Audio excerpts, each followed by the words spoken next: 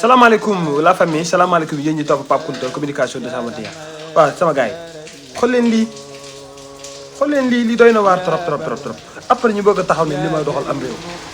Touba rek laa gis bu nekk dëkk boo xamante ni mairie bi nga xamante ni moo war a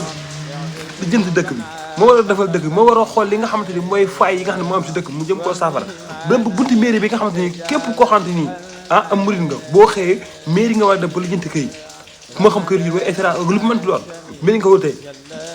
ñii liggéey mairie amatuñu yoon wuñu jaar xoolal lii sama gars yi lii dafa métti lii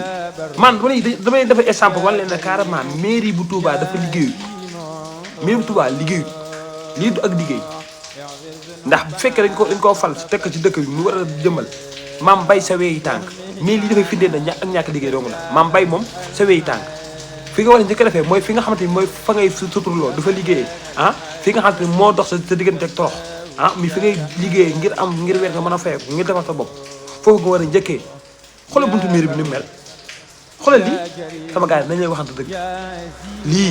lii doy na waar de Touba fa am fii lay wane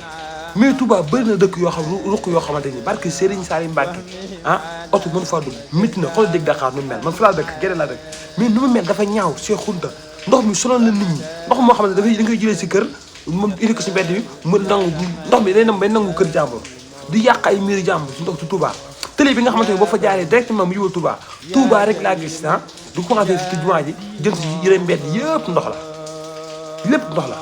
ab tëddi nag de su ko liggéey si biir nawet dañuy bàyyi ba yàlla ji taw ba sebet ñu doo ko defar te yéen ñi dëkk si dëkk bi ngeen bàyyi canal yi ngeen yàq di sotti seen i waxtu yéen jigéen ñi fu ngeen gis ni kuy yàq canal yi ngeen taxaw wax ci mooy yoon